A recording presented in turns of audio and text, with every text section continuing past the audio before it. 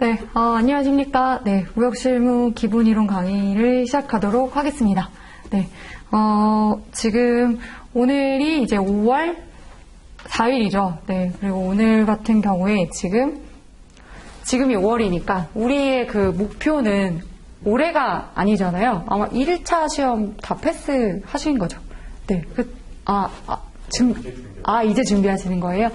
그래서 아마 이제 1차를 이미 패스하셔서 이제 2차에 바로 도입을 하시는 분들도 계실 거고, 아니면은 1차 시험이랑 2차 시험을 이제 같이 준비하는 분들도 계실 거예요. 그래서 지금 시기가 어쨌든 보통 이제 기본 이론 강의를 시작하는 그 시점이 7월, 8월경에 시작하시는 분들도 계실 거예요, 아마. 근데 일단 지금이 5월이니까 그쵸. 우리가 5, 6월, 한 2개월간에 걸쳐서 이제 기본 이론 강의를 듣게 될 거예요.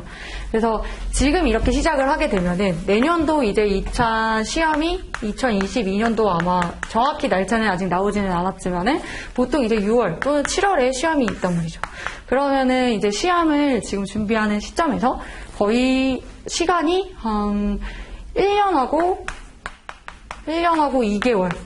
이렇게 시간이 남아서 굉장히 이제 여유 있다라고 생각을 하실 수가 있으세요. 근데 이제 우리가 전체적인 커리큘럼을 계속해서 머릿속으로 한번 그려보면은 생각보다 시간이 굉장히 빨리 가고 시간이 부족합니다. 그래서 지금 이렇게 기본 이론을 할 때부터 조금 긴장감을 가지고 시간을 바짝바짝 당겨서 가야지만 된다라고 이렇게 봐주시면 되고, 아마 이제 1차 공부를 해보신 분들도 계시고 이제 안 해본 분들도 계시긴 할 텐데, 1차 시험과 2차 시험은 확실히 성격이 달라요. 1차 시험은 어쨌든 우리가 머릿속에 이해를 하고 어느 정도 이제 암기를 하면은 시험을 풀 수가 있어요. 객관식 시험이기 때문에. 근데 이제 2차 시험 같은 경우에는 그렇지가 않아요. 왜냐면 단순히 머릿속에서 이해를 하고, 이해를 합니다, 먼저. 그 다음에 이런 것들에 대해서 정리가 되어야 해요. 이런 것들은 결국에는 나중에 출력이라고 하는 과정이 이루어지고, 2차 시험은 우리가 논술 시험이란 말이에요. 그래서 이 시험 답안지, 우리가 머릿속에 정리된 것들을 모두 다 쏟아내기 위해서는 명확한 일단 이해가 돼야 되기도 하지만, 이해에서만 끝나서는 좋은 점수를 받을 수가 없어요. 충분히 정리를 하고 이것들이 제대로 된 암기가 되어 있을 때 답안을 써내려갈 수가 있다라고 봐주시면은 될 것 같아요. 그래서 이러한 과정에서 결국에는 가장 기본적인 작업이 되는 시간이 바로 무역실무 기본 이론 시간이다라고 봐주시면 될 것 같습니다. 그래서 일단은 바로 시작하자마자 제가 이제 그 시험에 대한 얘기를 하긴 했는데, 우선은 저에 대해서 좀 간략하게 먼저 소개를 하고 들어가면은, 일단은 저는 2013년도에 관세사 시험을 합격을 했고, 그 다음에 그 이후로 이제 8년 정도 이제 일을 해오고 있고, 그 다음에 제가 대표가 되어서 관세 사무소를 이제 개업을 해서 운영을 하고 있어요. 그래서 합격을 하고 나서 그 다음에 지금까지 거의 쉼 없이, 물론 이제 중간에 이직을 하기도 했지만 이직 타이밍에서도 거의 쉼 없이 계속 이제 일 욕심 때문에 일을 해오면서 제가 느끼는 것은, 이제 여러분들이 이제 관세사라고 하는 자격 시험을 하나의 이제 직업을 갖기 위해서 준비를 하고 계신 거잖아요.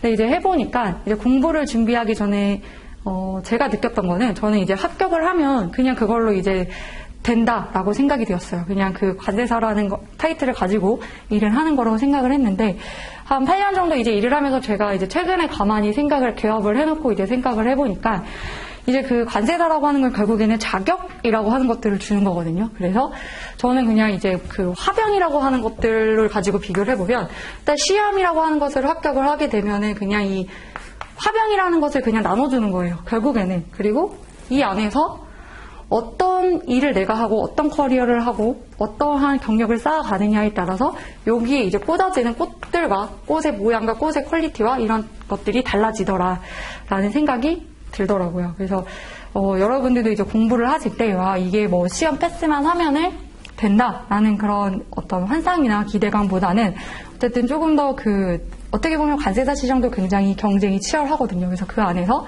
내가 전문성을 쌓아가야겠다라는 마음가짐을 가지고 해보면은 좋고, 그 다음에 우리가 이제 공부하는 1차 시험 과목, 2차 시험 과목이 있잖아요. 그래서 공부를 하실 때도 그냥 나는 이거 시험 패스용의 암기라고 생각을 하지 마시고, 나는 내가 나중에 전문가, 관세사로서 일을 할 때 충분히 이해를 해서 나중에 일을 할 때 내가 이것들을 접목을 해서 유용하게 써보겠다라는 마음으로 이미 내가 관세사가 됐다라는 생각을 가지고 접근을 하면은 훨씬 공부가 좀 더 집중도 더 잘 되고 또 재밌게 할 수 있지 않을까 이렇게 생각을 해봅니다. 그래서 제 소개는 이렇게 간략하게만 일단은 하고 일단은 우리가 알고 있는 이 무역실무라고 하는 과목에 대한 이야기 잠깐 하고 넘어가려고 해요.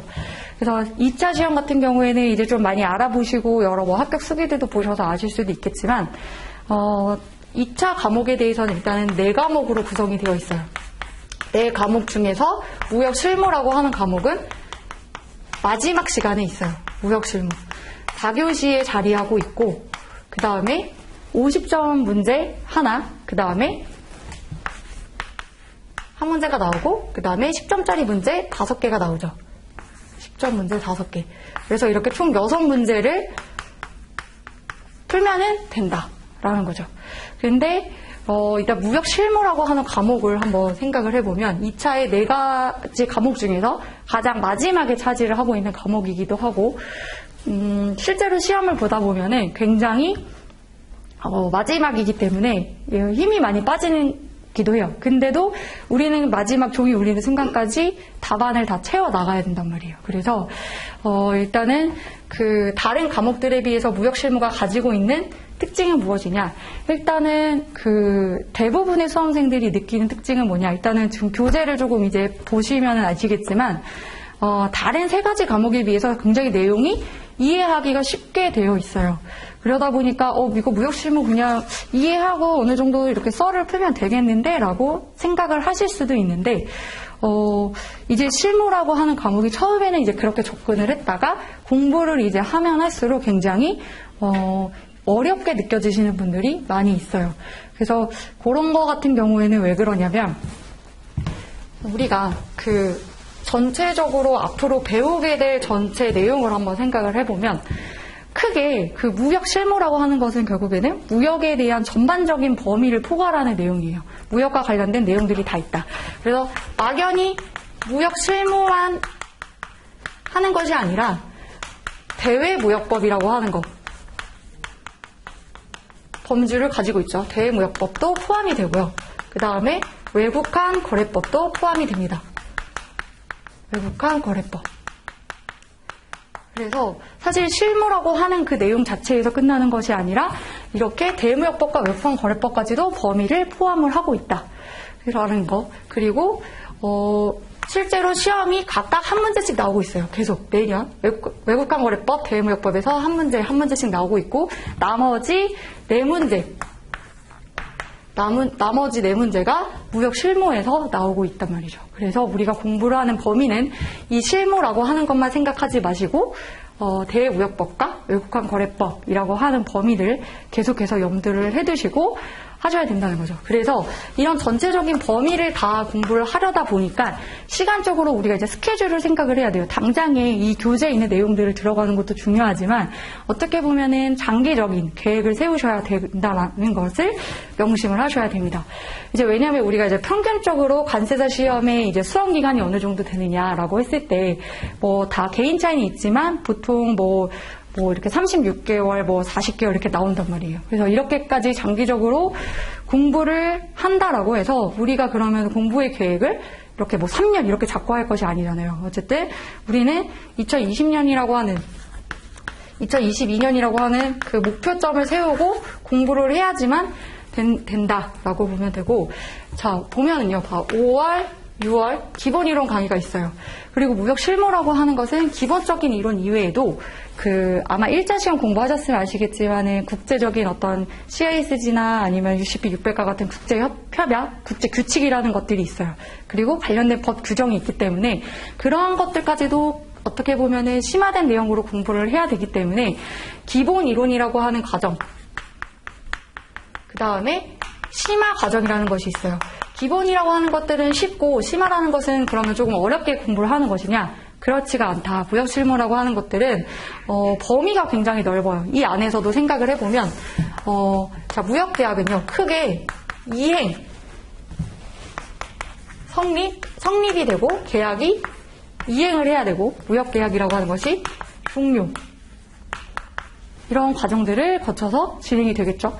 그런데 생각을 해보면 이 성립이라고 하는 부분에도 관련돼서 무역계약 자체, 그다음 무역계약과 관련되어서 국제협약이 있어요. CISG, 그 다음에 인커텀즈. 이러한 내용들이 있고, 이행이라고 하는 것, 실제로 무역계약이 이행이 된다라고 하는 것은 보험, 그 다음에 운송, 결제 이렇게 나눠져요. 큰 타이틀로 봤을 때. 그리고 무역계약이 종료된다라고 하는 것들은 뭐냐? 계약이 끝난다는 거죠. 근데 순조롭게 끝나지 않았을 때 우리가 알아야 되는 클레임, 그 다음에 중재 이런 큰 틀로 있는데 이런 것들이 결국에는 이론적인 내용, 우리 지금 교재에서 다루고 있는 이런 이론적인 내용 외에도 국제적으로 체결되어 있는 협약, 국제적인 규칙, 그 다음에 결제와 관련되어서 UCP 600이라고 하는 신용장 통일 규칙, 이런 것들이 있어요. 그런데, 이러한 3대 협약에다가 각각의 보험과 관련되어서 MIA, 운송과 관련되어서 각각의 국제협약, 그 다음에 클레임 중재와 관련되어서 우리나라의 중재법이라는 것이 있어요. 그러면 중재법도 범위에 들어가는 것이고, 그 다음에 국가 간의 어떤 중재와 관련되어서, 우리가 그 승인과 집행에 관련해서 유역협약, 이런 것까지도 범위가 될 수가 있어요. 그러다 보니까 우리가 공부를 접근을 할 때 그냥 처음부터 막연히 이거를 다 쭉 본다 하면은 굉장히 공부를 하다가 지치게 돼요, 사람이. 그래서 어떻게 해야 되냐. 일단은 기본 이론 시간에는 우리가 5월에서부터 6월까지는 전체적인 이 내용들을 쭉 진행을 하게 될 거예요. 그런데 당연히 어떤 3대 협약이라고 할 수 있는 CISG나 인커텀즈 이런 내용들에 대해서는 기본적인 내용, 그런 것들 제가 당연히 정리를 해드릴 테지만 세세하게 1조, 2조, 3조 조항, 규정에 있는 내용들을 다 보기에는 시간이 부족하기도 하고 공부 방식이 너무 비효율적이에요. 그래서 일단은 타이틀은 심화라고는 되어 있지만 이 시간에 하는 것들은 뭐냐면 이러한 각각의 협약에 있는 내용들을 굉장히 자세하게 들여다볼 거예요. 그리고 시험에서 어떻게 공부해서 접근을 할 것이냐. 그리고 우리가 그렇게 치면 지금 말씀드린 모든 국제협약에 있는 내용들을 사실상 다 외울 수는 없어요. 그래서 그 안에서도 예를 들어서 운송 같은 경우에도 어떤 책임과 관련된 부분, 면책과 관련된 부분 위주로 우리가 공부를 해야 되기 때문에 그러한 방향성을 제가 같이 알려드리면서 공부가 진행이 된다. 그래서 다른 과목, 특히 관세평가나 이런 거 같은 경우에 실제로 진짜 기본 심화라고 구분을 해볼 수가 있는 건데 무역실무 같은 경우에는 이렇게 두 가지가 합쳐져서 내가 전체적인 범위로 볼 수 있다라는 걸로 알고 계셔야 될 것 같고 실제로 이제 기본 이론 시간에 언급하진 않았지만 이론 중에서도 한번 정리가 필요한 내용들이 있어요. 그런 것들은 심화 이론 시간에 협약이나 국제규칙을 하면서 정리를 한 번 더 하게 될 거예요. 왜냐하면 우리가 기본 이론 시간에 2개월 동안 이렇게 쭉 다 본다고 한다 해도 또 머릿속에서 그 내용이 쉽게 사라집니다. 그래서 아마 심화 이론 시간에 다시 한번 범위들을 정리를 하면서 중요한 내용들을 같이 보면 일단은 완성이 될 것이고 그럼 이렇게만 해도 지금 4개월이잖아요. 그렇죠? 그런데 아까 무역실무라고 하는 범위에는 대외무역법도 있고 외국환 거래법도 있어요. 이것도 별도의 교재가 있죠. 그래서 무역실무 같은 경우에 이제 읽으면 이해가 되는 내용인데 대외무역법이나 외국환 거래법은 말 그대로 법이에요. 법 규정이고 오히려 관세법보다 더 외워지지 않는 그러한 내용이다 보니까 많은 수험생들이 굉장히 어려워하고 포기하는 분들도 많이 계세요. 이런 부분에 대해서. 근데 포기하기에는 너무 리스크가 크죠. 왜냐면 이렇게 되면 100점 중에 20점인데 이거를 날리게 되면은 합격의 그 범위에 들어갈 수가 없다. 그래서 이 부분도 나중에 대외무역법과 외국환거래법에 추가적인 특강을 하게 되면은 이때도 한번 강의를 듣게 돼요. 그러면 여기서도 또 1, 2개월이 갔죠. 그러면은 이 시험에 있는 범주만 다루는데 들어가는 시간이 벌써 6개월가량 된다는 거예요.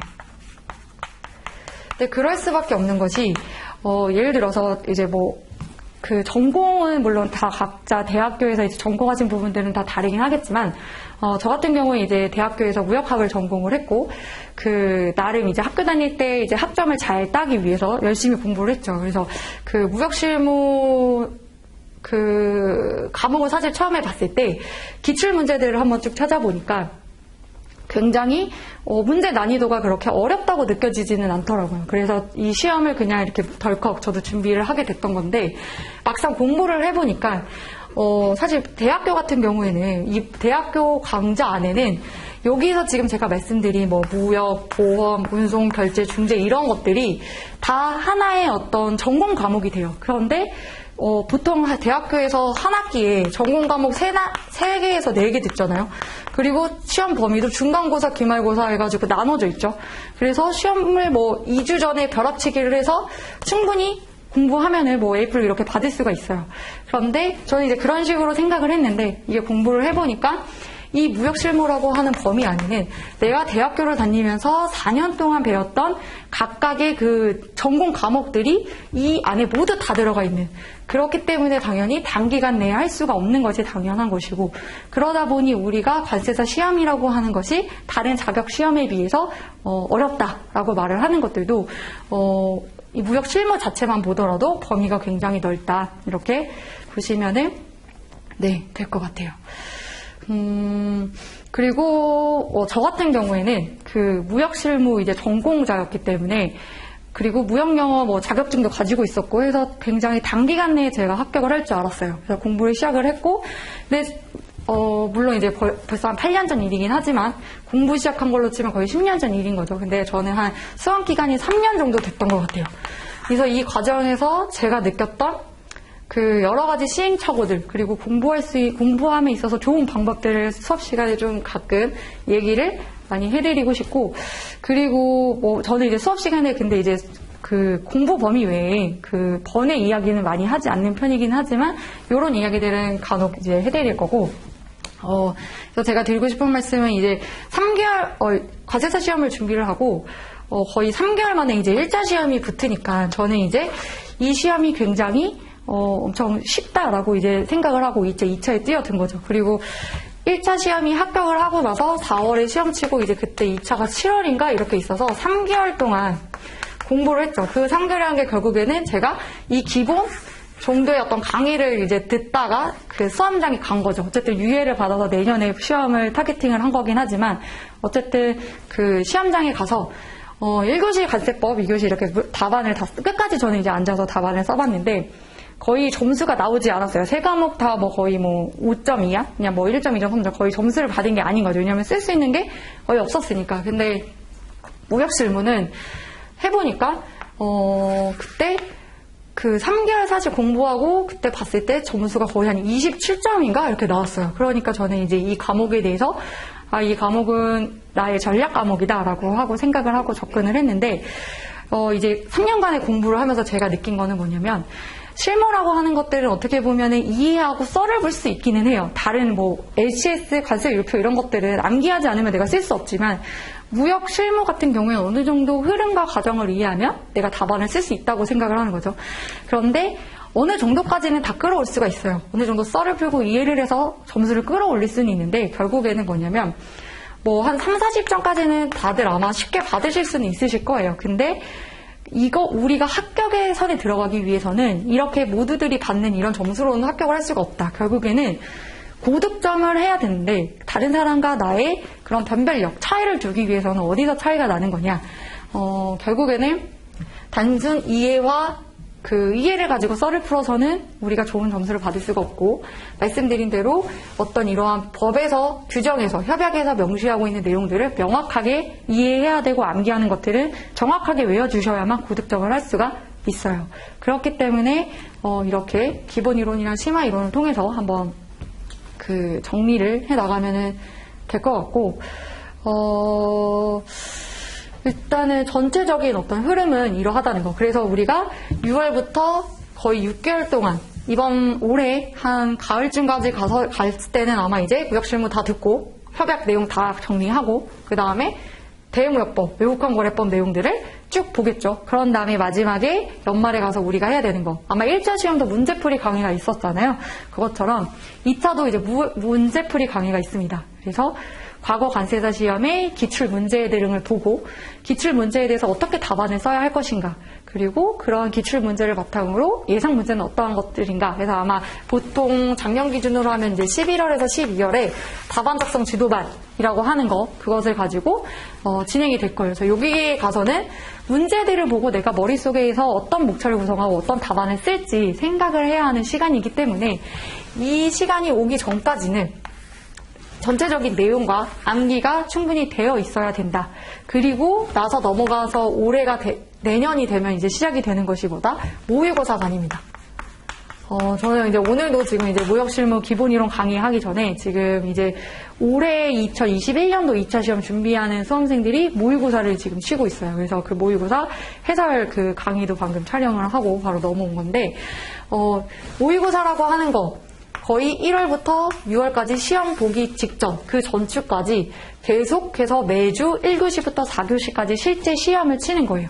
그래서 내가 공부한 범위에 대해서 실제 시험이라고 생각을 하고 답안을 쓰고 그 다음에 거기에 대해서 채점을 받아요. 그러면서 나의 그 공부 상태를 계속해서 체크해 나가는 것인데, 지금 이제 스텝 3 거의 이제 마지막 단계에 접어들면서 수험생들이 그 답안을 쓰시는 걸 보면은 확실히 실력이 올라는 가요. 점점 해를 거듭할수록 올라는 가더라. 그런데 보통 이제 1, 2월에 답안을 잘 쓰시는 분들이 계속해서 그 텐션을 계속 유지를 해 나가세요. 그렇기 때문에 우리가 이제 모의고사 때부터 암기를 하는 것이 아니라 이게 오기 전부터 미리 준비를 해 놓으셔야지만 우리가 모의고사에서도 좀 자신감을 가지고 좀 나갈 수가 있다.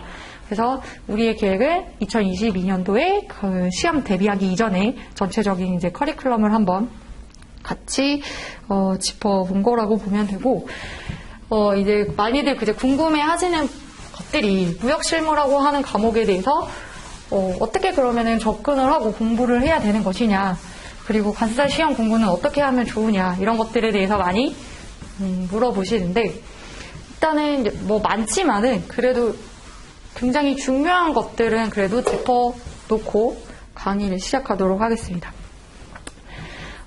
일단은 그 무역실무라고 하는 과목을, 물론 다른 과목들도 마찬가지지만 제가 이제 굉장히 효과적이다라고 장기가 이제 공부하면서 느꼈던 부분은 뭐냐면, 오늘 이제 우리가 뭐 공부하는, 오늘 뭐 강의 시간에 하는 것들을 내가 뭐 10페이지를 했으면 이 10페이지를 내가 오늘 다 달달 외워버릴 거야 라는 그런 제 의욕을 갖고 가는 건 좋지만 그게 효율적인 공부 방식이 아니라는 거죠.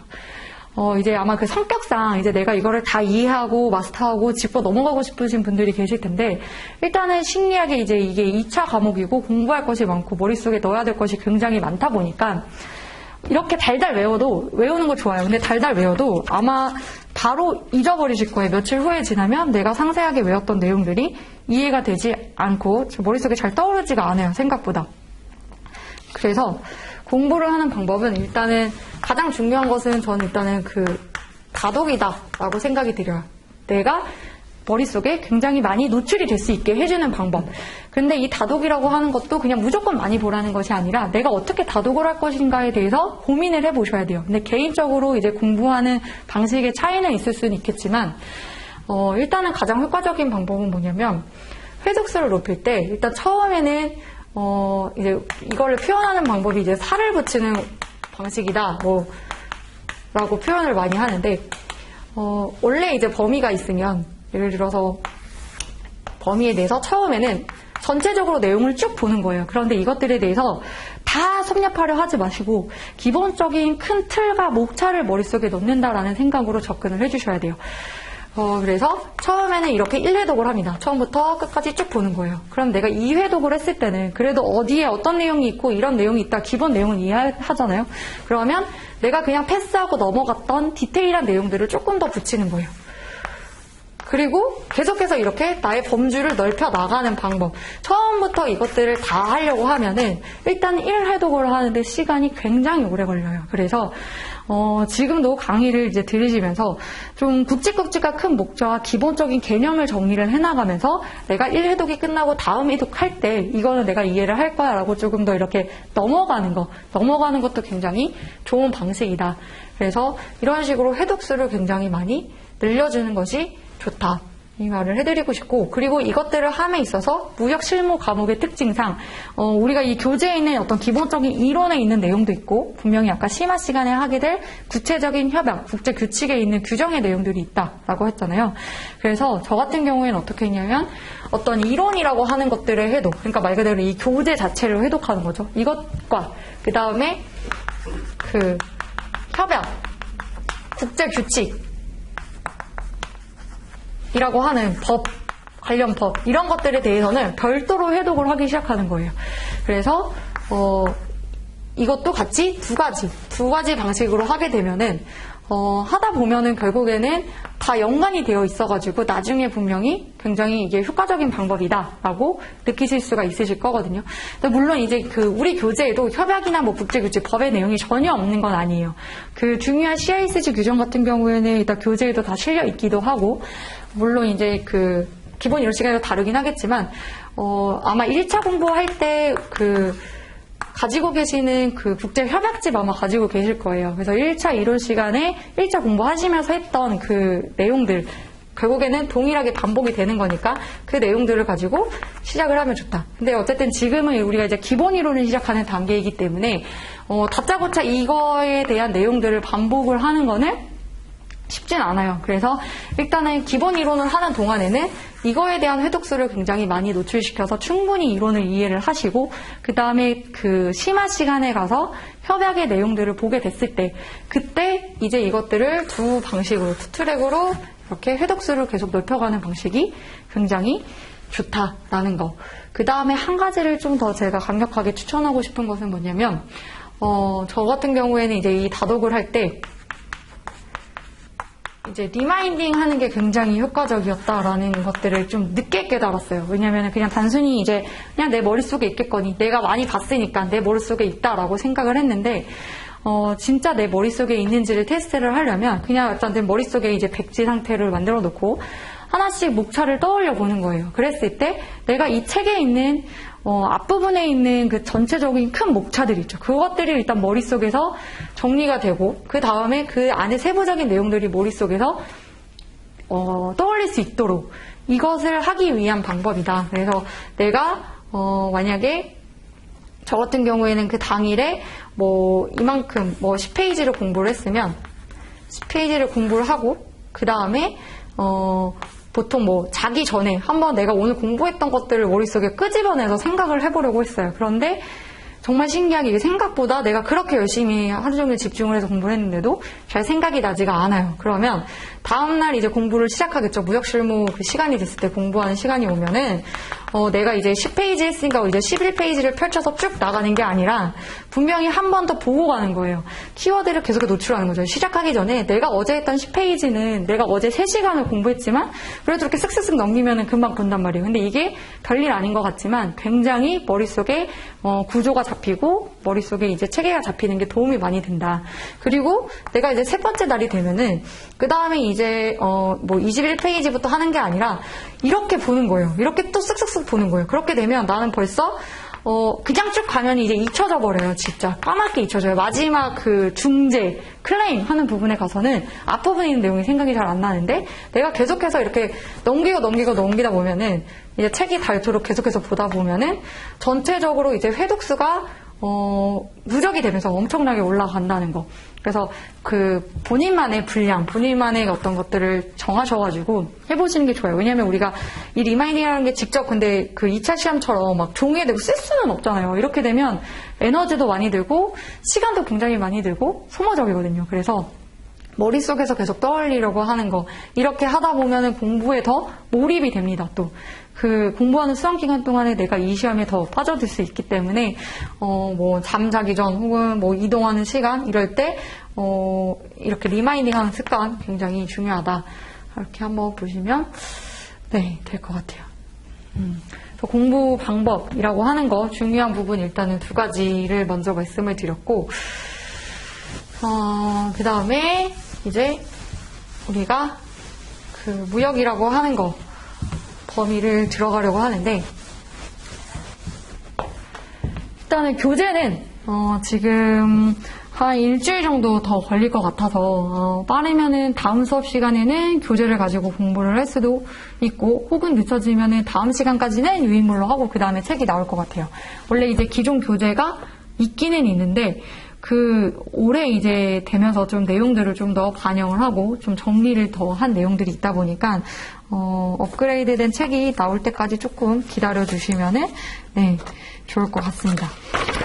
일단은 교재 교재를 이제 받아서 보시면은 지금은 이제 유인물이라서 모르시는데 맨 마지막 부분에 그동안의 무역실무의 기출문제 수록이 되어 있어요. 그래서 기출문제 등을 한 번씩 시작할 때 공부할 때 자주자주 많이 보세요. 물론 이 내용들을 공부하는 것도 중요하지만 기출문제를 보면은 공부 방향이라는 것도 잡히고 어떤 게 중요하다라는 것들도 조금 구분을 해볼 수가 있기 때문에 그렇게 봐주시고 아마 이제 기출문제를 보면은 관세사 시험 문제가 난이도가 되게 어렵지가 않아요. 사실상 제가 생각했을 때는 난이도는 그냥 대학교 중간고사, 기말고사에 나오는 문제 수준?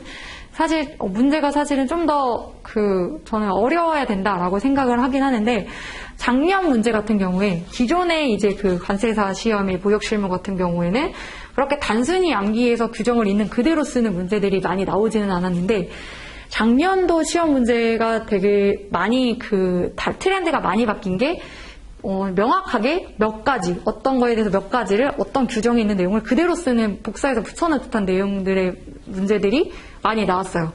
그러면은 올해 시험도 과연 그대로 따라갈 것이냐. 근데 그렇지는 않은 게 어쨌든 이 관세사 시험을 출제하는 사람은 보통 대학 교수들이 많이 출제를 하고 있거든요. 그래서 결국에는 올해 출제하는 시험 문제 출제자가 누구냐에 따라서 문제 유형은 확 바뀔 수가 있는 거기 때문에 우리가 할 수 있는 거는 그러한 문제를 뭔가 이렇게 찝어서 공부를 하는 방식보다는 최대한 그냥 기본 이론을 충실하면서 규정에 있는 내용들을 명확하게 암기해 놓으면 결국에는 그것이 어떻게 나오든 대비는 할 수 있다. 이렇게 봐주시면 될 것 같습니다. 그래서 일단 오늘은 아마 이제 무역계약의 성립이라고 하는 파트를 보게 될 거예요. 그렇죠? 그 다음에 넘어가면 이제 이렇게 이행, 종료 이런 전체적인 과정이 있죠. 그래서 우리는 이제 이 성립에 대해서 시작을 해볼 거다라고 보시면은 되고 무역 계약이 결국에는 성립하는 것과 관련돼서 알아야 되는 거 가장 기본적으로 일단은 무역이라고 하는 거, 그쵸? 그 다음에 무역이라고 하는 것이 무엇이냐? 그 다음에 국제 물품 매매 계약이라고 하는 것이 무엇이냐? 그리고 무역 계약이라고 하는 것은 어떻게 성립을 하느냐라고 했을 때 그런 성립 자체. 무역 계약은 이제 공부를 하겠지만 이제 우리가 청약과 승낙이다. 이렇게 정리를 해볼 수가 있죠. 그래서 항상 공부를 할 때 그냥 12페이지에 무역의 정의를 들어가는 거가 아니라 2차 시험만큼은 1차 시험은 이렇게 해도 돼요. 어쨌든 객관식으로 풀어내는 거였기 때문에. 근데 2차는 그게 아니라 내가 오늘 어디를 공부할지 나의 위치를 계속해서 체크를 해야 되고 공부를 하다가도 머릿속에 그려보는 거예요. 그래서 나는 전체 내용 중에 오늘은 성립, 그 중에서도 나는 무역이라는 파트를 내가 공부를 한다라는 현재 위치를 계속해서 체크를 하시는 것이 굳이 시간 내서 목차를 파악하지 않아도 공부를 하면서 자연스럽게 책의 내용을 습득할 수 있는 방법이다 라고 하고 이렇게 계속 체크를 해달라 말씀을 드리고, 자, 그럼 무역이라고 하는 것이 무엇인가 라고 생각을 해보면 자, 사실 물품 매매 계약, 결국에는 우리가 국내에서도 매도인과 매수인 간의 물건을 사고 팔잖아요. 우리가 그것을 매매라고 말을 하죠. 그런데 무역이라고 하는 것은 뭐냐, 이 매매 거래가 이루어지는 당사자가 서로 다른 국가에 있는 거예요. A라는 국가와 B라는 국가에 있는 당사자가 서로 매매 거래를 했다. 그러면은 어쨌든 똑같이 돈을 주고 물건을 주고 매도인과 매수인 간의 매매 거래가 이루어지는 거라는데, 이 국제 물품 매매 계약이라고 하는 이 무역 거래는 어떤 차이가 있는 거냐면 이 나라와 이 나라의 차이가 있다라는 거죠. 언어도 다르고 그 나라의 상관습, 법 체계가 달라요. 그래서 우리가 무역이라는 것을 정의를 내릴 때 첫 번째 줄에 보면은 국제 무역이라는 것은 법 체계와 상관습이 상이한 국가에 소재하는 수출상과 수입상 간의 물품을 대상으로 이루어지는 상거래를 의미한다 라고 이렇게 나와 있는데 이 세 줄이 문제에서 무역이란 무엇이에요? 무엇인가요? 무역이 정의를 쓰세요? 이렇게 나올까요? 그렇진 않겠죠. 그런데 이걸 언제 쓸 수 있느냐면 이런 정의는 사실 저 같은 경우에는 그 50점 문제가 있으면 10점 문제는 보통 약수라고 서술하는 문제가 나오고 50점 같은 경우에 이제 논하세요라는 문제가 나와요. 그렇기 때문에 서론, 본론, 결론이라고 하는 구조를 거추어서 답을 써요. 갖추어서. 그래서 이 서라고 하는 것을 시작할 때 그쵸, 도입부죠. 도입을 할 때 결국에는 문제가 다 무역이라고 하는 범위 내에서 나오기 때문에 저는 사실 그냥 서라는 것을 쓸 때 이 첫 번째 줄, 두 번째, 세 번째 있는 이 줄을 계속 썼어요. 국제물품 매매계약이란 무엇이다 라고 하는 것들. 그래서 이렇게 기본적인 개념을 하나 이해를 해두시면서 이게 나중에 어떤 서론이라던가 관련된 내용들을 쓸 때 활용을 하면은 될 것이다. 그리고 이 무역이라고 하는 거래의 대상이라고 하는 것은 물품만 대상으로 하는 것이 아니다. 보면은 서비스, 기술, 자본 등 국제적인 이동까지도 포함을 한다라고 하면서 제가 이제 대무역법에서 나와 있는 무역의 정의에 대해서 써놨어요. 자, 관세사 시험 범위는 무역 실무 말고도 대무역법도 포함을 한다라고 말을 했죠. 그래서 무역 실무의 이론은 앞에 있는 그런 4-5줄의 내용이라면 대무역법이라고 하는 내용은 보시면 딱 나와 있죠. 물품은 뭐, 용역은 뭐, 전자정대 무채물은 뭐. 그래서 대무역법 문제가 나오면 예를 들어서 문제에서 2조에서 정의하는 무역에 대하여 쓰세요 하면은 이 내용을 법 규정은 최대한 법에 있는 내용과 거의 동일하게 명확하게 써주시는 것이 고득점을 할 수 있는 방법이다. 그렇기 때문에 대무역법에서 정의하고 있는 무역의 정의도 한번 정리를 해두시면 좋을 것 같아요. 그래서 내가 오늘 이렇게 무역의 정의를 공부했어요. 그러면 이 무역의 정의를 지금 2조에 따르면 물품 이거를 달달달달 외울 것이 아니라 공부할 때 살을 붙이는 공부 방식. 일단은 무역이라는 것은 이런 거구나 하면서 다음으로 해독을 넘기고 다음번에 공부할 때 그럼 대무역법에서는 어떻게 하지? 이런 식으로 좀 더 공부의 강도를 바꿔준다라고 아까 말씀을 드렸고, 그래서 이렇게 법체계와 상관세비 상이한 국가 간의 거래를 하다 보니까 국내 매매 거래와의 그 차이가 있다. 그래서 우리가 그것을 무역의 특수성이라고 표현을 해요. 그래서 어떠한 특수성을 가지고 있느냐 하나씩 볼 건데 실제로 모의고사 시험 보다 보면은 국제무역의 특수성에 대해서 쓰세요라는 문제가 나와요. 그러면은 어떤 걸 써야 돼요, 우리가? 무역의 정의도 써주고, 무역의 특수성이라고 해서, 양가로 1번부터 2번, 3번, 4번, 5번, 6번, 7번, 이것들에 대해서 답안을 다 쓰면 온전한 점수를 받을 수가 있는 거겠죠. 그렇기 때문에, 1차 시험과 다르다. 이게 내 머릿속에서 나와야 한다는 거죠. 그래서 이제 공부를 하시다 보면은 본인들만의 그 노하우가 생길 거예요. 내가 이 목차를 놓치지 않고 쓸 수 있는 방법. 그래서 앞글자를 딴다던가, 그럼 어떤 목차 항목 간의 어떤 연관성을 지어서 생각을 해본다던가. 근데 처음부터 이것들에 대해서 고민하기보다는 일단 이해를 하면서 넘어가 주시면은 될 것 같아요. 그래서 첫 번째는 다수의 위험성이라는 거예요. 다수의 위험성. 일단은 서로 다른 국가에 소재하고 있는 당사자 간의 무역 거래를 하다 보니까 물건이 일단은 우리나라에서 외국으로 수출을 한다라고 했을 때 이동을 하겠죠. 그러면 이 과정에서 어떤 위험이 있을까라고 생각을 해보면 가장 단순하게 생각을 해볼 수 있는 거, 일단은 운송 위험이라고 하는 것이 발생할 수 있는 거죠. 그래서 실제로 저는 이제 오늘도 제가 이제 수입 신고를 했는데 비행기에서 물건을 건투 글러브를 제가 수입 신고를 했어요. 그런데 들어왔는데 비가 많이 와가지고 공항에서 물건을 이제 내리고 하다 보니까 아주 비싼 천연 가죽 글러브가 다 침수 피해를 입었어요. 그랬을 때 우리 화주는 보험 가입을 안 했기 때문에 이제 운송사에게 이것들에 대한 어떤 클레임을 청구를 하게 돼요. 근데 이제 수출입 업자 입장에서는 이거를 보상해서 청구하는 것들이 굉장히 보상을 받으면 또 다행이고, 근데 이 보상을 하기 위해서 제출해야 되는 서류들 이런 거 굉장히 복잡하거든요. 그래서 기본적으로 운송 과정에서 충분히 위험이 있다. 그래서 이런 것들에 대해서 어떻게 해야 되느냐? 운송 위험. 운송 위험에 대해서는 보험을 가입을 하는 거죠. 그렇죠? 보험이라고 하는 것들을 대부분 가입을 해서 우리가 보험 처리를 하고 그 보험사들은 보통 이제 운송사에게 이제 구상권을 행사를 해서 그렇게 이제 처리가 되는 것이 일반적이다.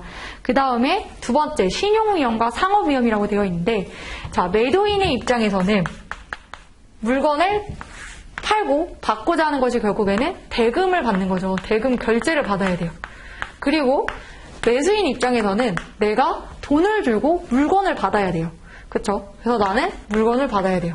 그런데 이렇게 중고나라에서 거래해보셔서 아시겠지만 그 사기꾼들이 굉장히 많잖아요. 그래서 내가 물건을 보내는데 돈을 안 줄 수도 있고 내가 돈을 먼저 주는데 물건이 안 올 수도 있고 그래서 이런 것들을 우리가 뭐라고 하느냐 일단은 대금 결제를 받지 못했다. 그래서 우리는 그것을 신용위험이라고 표현을 하고 그 다음에 물건을 받지 못했다. 이것을 상업위험이라고 표현을 해요. 굉장히 기본적이고 단순하고 너무 기초적인 내용인 것 같지만 여기서 우리는 이 내용을 기본적으로 온전하게 이해를 하고 있어야 하는 이유는 대금 결제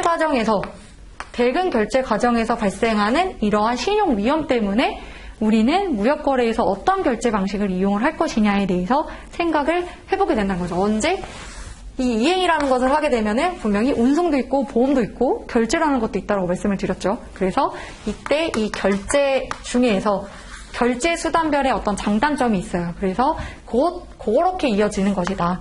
그래서 예를 들어서 50점 문제에서 결제에 관련된 내용이 나왔을 때 서론에 이렇게 상업위험, 신용위험에 대해서 서술을 해볼 수가 있는 거겠죠. 그래서 그런 식으로 접근을 해주면 되고 그래서 이런 것들은 그럼 어떻게 우리가 대비를 할 것이냐라고 했을 때 이게 보험사에서 보험 가입을 해서 우리가 보험료를 지불을 하고 보험자로부터 보상을 받는 거라면 이런 거 같은 경우에는 우리나라 그 무역보험공사 있잖아요. 그쵸? K-슈얼이라고 있는데 그 수출보험 제도가 또 따로 있어요. 수출보험 제도라고 해서 어떤 그 사기업이 아니라 우리나라가 이제 정책적으로 하는 비영리 정책보험이라고 하는 것이 있는데 이러한 것들에 대해서 가입을 함으로써 이러한 제도를 활용함으로써 우리가 이런 위험을 최소화할 수가 있다. 라는 거. 그 다음에 세 번째 이제 비상위험이라는 것이 있죠. 비상위험. 보게 되면은 어떤 전쟁이나 내란 아니면 어떤 항거래 제한, 금지 조치와 같은 어떤 비상사태로 인해서 발생하는 것들 이런 것들 같은 경우에도 수출보험으로 회피할 수가 있다. 내가 수출을 하기로 했는데 갑자기 그날에서 전쟁이 났다. 그쵸? 그래서 대금을 못 받는다던가 이런 위험들이 있다라는 거. 그 다음에 환위험이라고 하는 거. 환위험은 이제 무역거래에서 가장 기본적인 거래 방식인데 보통 이제 수출자들 같은 경우에는 우리가 이제 수출거래 신고를 할 때 인보이스를 받아요. 거기 뭐가 들어가 있냐면 품명이 들어가 있고 그 다음에 수량이 들어가 있고 이제 금액이 있겠죠. 얼마, 몇 개를 얼마에 판다. 그것들을 가지고 우리는 수출 신고하고 수입 신고를 하는 거잖아요.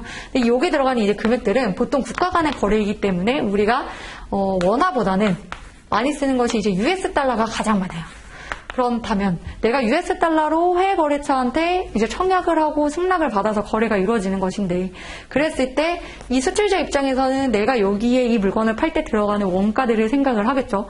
그리고 그러한 비용들에 대비해서 내가 만약에 3,000원이다. 그러면 이거를 환산을 해요. 근데 내가 환산하는 시점에는 1달러가 만약에 1,000원이었다. 그래서 나는 3달러를 청구한 거예요.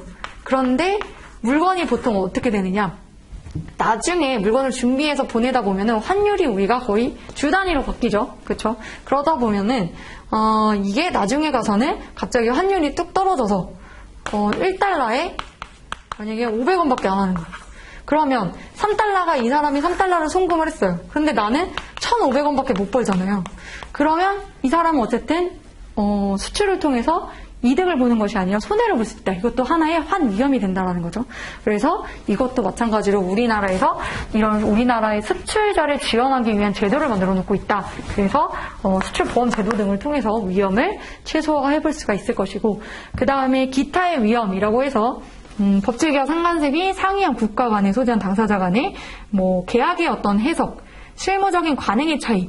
그래서 예를 들어서 이제 HS 코드 아마 이제 관세율표 시간에 배울 건데 이런 HS 코드 같은 경우에도 세계적으로 6단위가 이제 통용이 되고 있기는 해요. 그렇지만 동일한 물건인데도 국가마다 관점이 달라요. 그래서 이런 것 때문에 어떤 통상에 분쟁이 발생하는 경우들도 많이 있고 이런 것들을 포함을 한다. 그렇죠? 그래서 어떻게 보면은 뭐 코로나 이런 거 같은 경우에도 어떻게 보면 하나의 어떤 비상 위험에도 속할 수가 있고 이로 인해서 실제로 뭐 수출하는 업체들이 많은 타격을 입기도 하고 그러니까 이런 것들을 예시로 한번 생각을 해주시면 좋을 것 같습니다. 그 다음에 이제 해상 의존성이라고 하는 것은 이제 우리가 수입 신고, 수출 신고 하다 보면은 가장 많이 이용하는 방식이 배를 이용해서 많이 움직이죠. 그런데 좀 이제 신선식품 급하거나 아니면 고가의 품목 같은 경우에는 이제 항공기를 이용해서 많이 수입을 하기는 하지만 보통은 대부분 일반적인 경우에는 운송료가 저렴한 해상 운송에 의해서 많이 진행이 되고 있어요.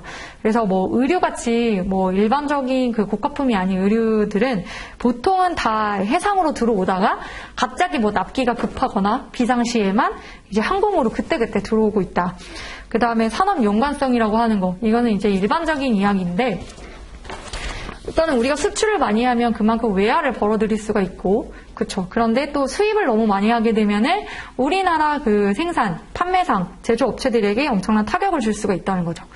그래서, 결과적으로는, 수출과 수입이 왜 적정한 균형을 이루어야 된다, 이런 말들 많이 들어보셨을 거예요. 그래서 실제로도 매년 그 이제 무역협회에서 이제 그 레포트 제출하는 것들을 보게 되면은 뭐 우리가 뭐 대중국 무역 수지 막 그러면서 이런 기사들을 많이 접하실 수가 있을 건데 그만큼 무역이라고 하는 것들이 단순히 국가 간 이루어진 매매 거래에서 끝이는 것이 아니라 산업적으로 굉장히 연관성을 가지고 있다라고 보고 그 다음에 상관성이라고 하는 것이 의존성을 가지고 있다.